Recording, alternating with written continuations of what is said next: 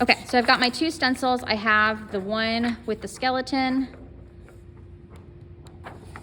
and then the one that's got the like, I don't know, like Elvis collar. I don't know, I was just trying to come up with something like funky. I was like, oh, the ears are triangles, so what other triangles can I put in this design? And so that's how we landed with a cat with an Elvis collar a little bit. And so let's do it on this green paper, I guess. It's kind of cardstocky. No, wait, I'll save that for the actual. We're gonna do it on the lighter paper because my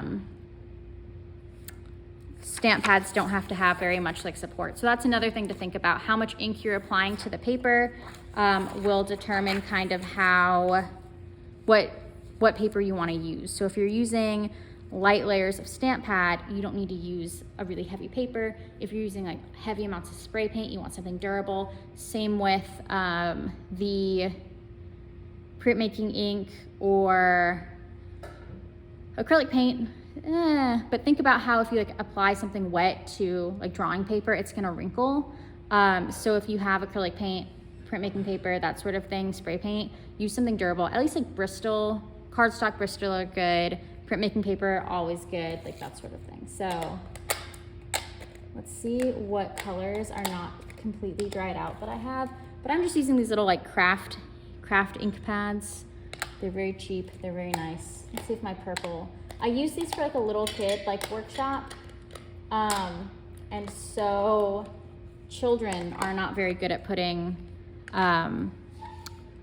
lids back on things. So I had like a really nice like neon pink too. See, I think my purple might be out. No, it's good.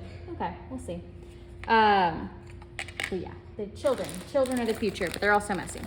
So if you're using a stamp pad, there's a couple of ways you can do this. I'm gonna show you the traditional Pochoir method, and I'll do that for both the stamp pad and the printmaking ink, but then I'll also show you how you can use the stamp pad to get more coverage. So I'm just dabbing it literally like, okay, this purple is almost dead. Yeah, okay, we're gonna shift to a different color. We'll just do black. We'll do black and orange because it's Halloween. It's Halloween all the time. You literally just dab it until ink starts appearing on the brush, and it doesn't even have to be that much ink.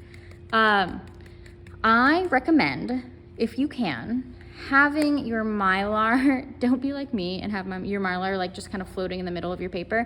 If you can, like create some sort of border, maybe tape extra paper around it so that way you can secure it to the glass or whatever you're printing on when you print, so it doesn't slide around, or so that it keeps your borders clean, however makes sense to you.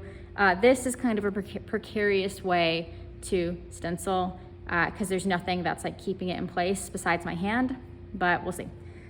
So then I'm just dabbing and it's creating this kind of really soft. And you can come up closer to see what I'm doing since it's hard to see from that table.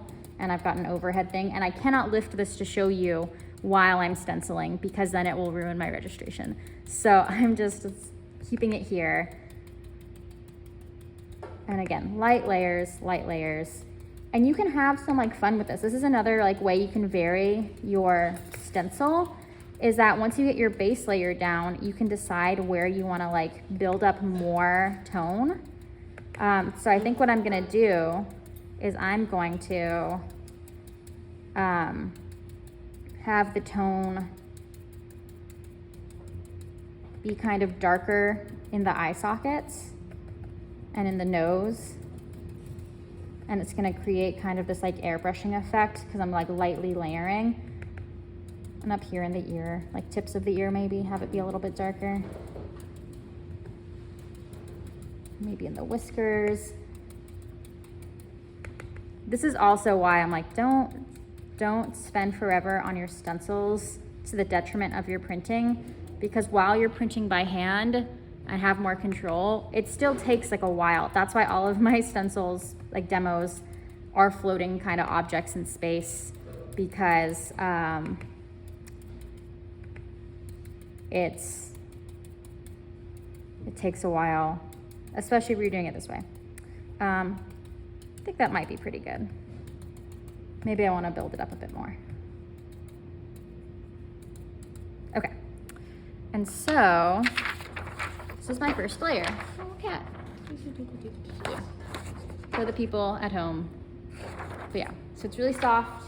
It's got this kind of airbrush effect.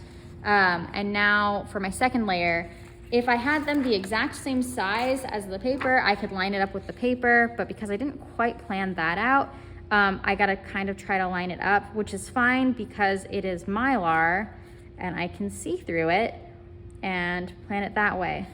Is that right? Or is it this way? No, I had it right before. Okay. It's also maybe a good idea with your stencils to, with pencil, write what's the front and what's the back so you remember which orientation you are layering them. So that's kind of what's gonna happen here. Okay, so now I'm gonna go to my orange. Just like with printmaking and switching out your brayers when you switch out your colors, I'm going to get a new brush for this because if I put this black brush on the orange, it's gonna turn my orange ink black. You can wash off ink.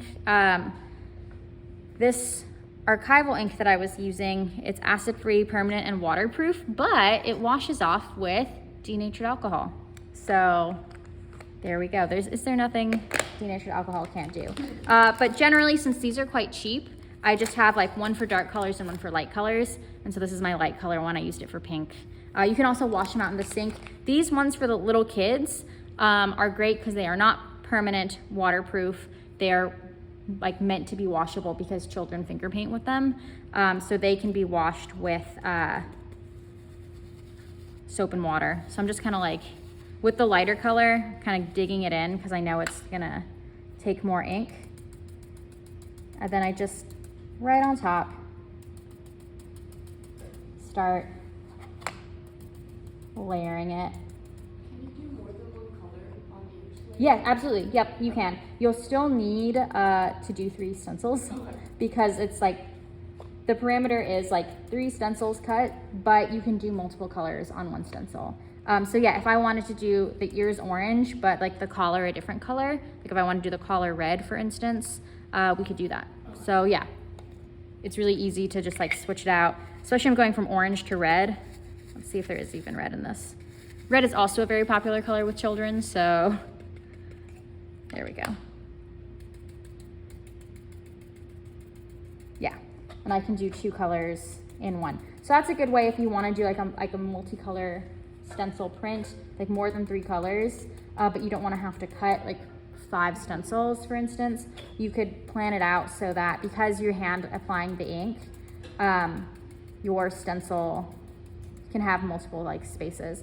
And I can also layer, like do kind of like an ombre effect with my orange and my red here and layer it on top of one another too, and get a little more like painterly with it in a way in terms of like applying colors. And the more you like swish down, the more it's gonna show up. And like these are, you know, it's however much abuse you wanna like give your paintbrushes. So if you have a really nice paintbrush set that you use for like painting, don't use it for this, cause like this is like basically what your painting teacher tells you not to do. Like don't like smush your paintbrush into the like, you know, and me, I'm like, whatever, just like smush it as hard as you want, it's fine. But different applications, right? So now, when we take this off, brush, that's another thing, the cheaper your brushes, the more they shed, that's fine. So this is our little guy. And if I wanted, so now like my orange and my black, or my orange and my red are really, really vibrant. And if now I'm feeling the black is like too gray, see, front and back, I can put my other stencil back on top of this, get my black ink back out, and go over some areas again that I think maybe need more contrast in them, like the spinal column down here, or like the eyes, right? So you can always go back in and decide like, okay, I want this to pop more, I want this to be a little more solid, and reapply more ink that way.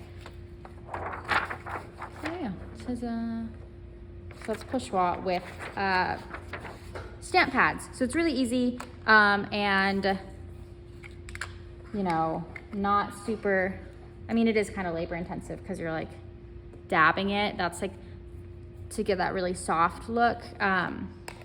But in terms of like having to set a press and get papers like soaked and get blankets out and get all that stuff, the preparation isn't as intensive for this one. It's more like labor intensive because you are the press, you're the person applying the ink. So that's Pochoir with stamp pads.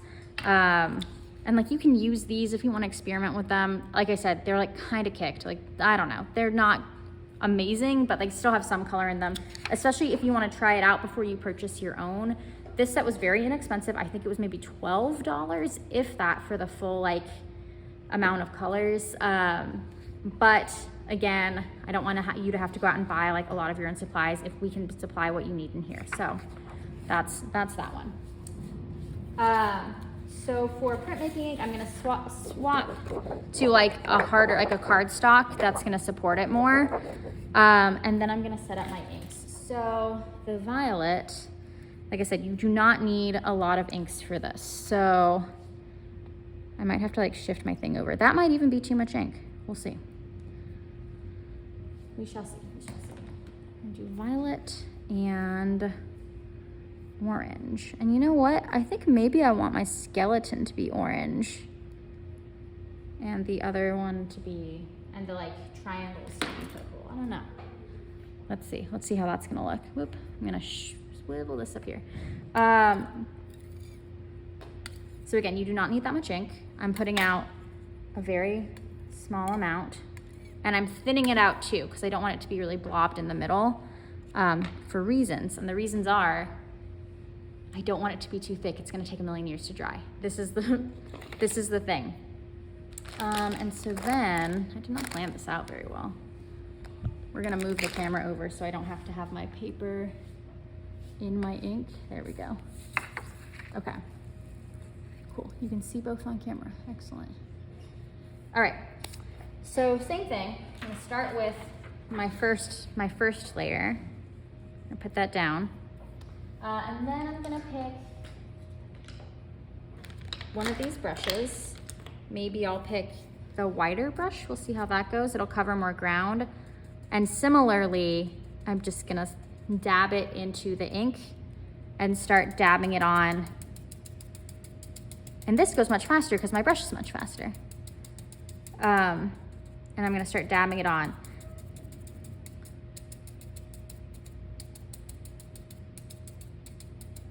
And you can even swap between like two different things. So I can go for a sponge brush and like sponge in some areas that I don't want to be that textured.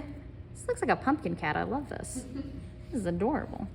And this is the beauty of a varied edition, is that you can experiment with how you layer your colors, how your color schemes like interact with one another. When you just swap like the order that you put them on, you can have a lot of like experimentation and happy like surprises that you didn't initially think of when you were like putting it together, right? Because sometimes we have an idea of what we want our prints to look like in our mind, and then we try something different and it's totally like not what we started with, but then we end up liking it better. So that happens to me anyway. And it's also why I like printmaking, because I like the multiple, and I'm an indecisive person at heart. And so this gives me a way to really test out all of my options before I commit to something fully. So now I've got that. And so you can see the differences in the textures from that like really wide brush versus the sponge brush. And if you get like even a tighter sponge, again, like a makeup sponge, that has like a really, really solid application. So I can put my stencil away, and this can be washed off with just soap and water because we're using the can-filled inks. And then now I can line up this guy here and use my purple. And this is a really stiff brush, so I have no idea how it's gonna turn out. This one's kind of one of the crappier ones. And so because this is so saturated, this purple is actually kind of looking black. So I'm gonna maybe switch out to a different brush to see if I can get the purple, or like blot it out a little bit over here on the side to have it look a little more purple. So if you start applying your ink and it's like way too dark, you can always blot it out on the glass so that it's not as concentrated. Let's see about this spongy guy. Yeah. So there you go. And so now that's looking a little more purple.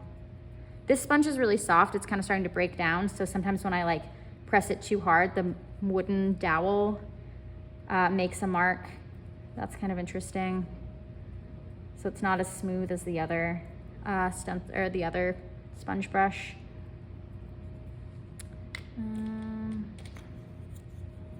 Maybe I'll just use this one more and kind of blot it out a little bit more.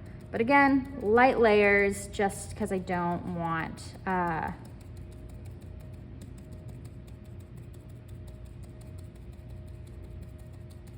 I want it to look purple, and also I don't want it to take a million years to dry. So because of that, I would advise against using Akua. Like, we still have the Akua inks out. I would advise against using them, just because they are in particular really hard to use. So there we go. There's our orange and purple kitty. You know, so we've got the two versions of our ghost Elvis cat is what I'll call it, I guess. Or it could be like a vampire cowl, I guess. I don't know. And so you have it. That's Pochoir. Like I said, I showed one of the examples. Instead of dabbing, you can brush more if you want to see more like brush strokes. Just keep in mind like how much ink you have on your brush so that it's not too thick and doesn't take too long to dry. Again, if you decide that you want to go with like thicker layers and have them be more opaque, definitely use acrylic paint. I do have some in class, but like it's not hard to get a hold of. And my ones I have in class are kind of limited. And because that'll dry fast. That'll dry so fast, and you'll be able to get really nice opaque. It'll almost look like screen print if you use acrylic paint. And then if you want to have something more soft and like printy, you can use the printmaking ink or the stamp pads if you want to purchase them or practice with mine. And then cleaning up the brushes, I'm just going to wash them off with soap and water like we've been doing with the brayers. I'll take them over to the sink, and much like how you maybe, I don't know. I was taught this in middle school, how to clean brushes. This is my middle school art teacher, and I've done it this way ever since. But put a bit of, dish soap in my hand, just straight dish soap, swirl the paintbrush in my hand so it gets all nice and like saturated. Gonna give it a nice shampoo and then rinse it out. And then I'll keep doing that until it rinses out mostly clear water. And so that's how you'll clean out your brushes when you're using the inks. Don't get them wet first. Very similarly with the brayers, don't wet them first before you soap them up, because that creates a water oil barrier and like it won't wash off as easily. So do just a straight dish soap, the Dawn dish soap in your hand, give them a nice shampoo, and then rinse them out, and the ink should be fine. These are like kind of gross anyway, kind of like when we were doing monotype. So wash them off as best as you can, but I'm not expecting them to be like beautifully clean, right? Your own paintbrushes you might want to clean. If they're clean brushes, take better care of them than this like classroom set so you don't have to keep buying more brushes. But yeah, that is Pochoir in a nutshell. Any questions? Okay. As a reminder, if you do want to experiment with spray paint, you can. You can also store it in this classroom, but if you do, you need to store it in the yellow flammable bin because it's an aerosol and it's flammable. Just put your name on it. No one will use it. Like, never has anyone ever stolen anything out of the flame cabinet or in here in general. So just keep, if you want to store your spray paint in here, you can store it in the flame cabinet. You can go downstairs during class time to the spray booth in the art warehouse. And if you are interested in using spray paint, I can show you where that is when the time comes. So if you are going to use spray paint, what you can do is just come up, be like, I'm going to be down in the spray booth, get your things, go down there, and then check in with me at the end of class. So I know that you're here and working. So that's the protocol for that, because we can't use aerosols inside the building. We don't have the ventilation. But everything else, especially like if you're using acrylic paint and you're very careful, you could stencil from the wooden tables as long as you clean up after yourself. So it's not as critical to need to use the glass tops because like you can take certain materials like to the tables if needed. Yeah. Okay. So there you go. That's Pochoir. Very straightforward. The most complicated thing about it will be trying to figure out how to plan out your stencils, how to layer them, how to cut them all out. But then when it comes down to printing time, you have a lot of freedom to like experiment, and because it's so direct, you can like pivot if things aren't really going your way. So, yep. Okay, I'm gonna stop this recording.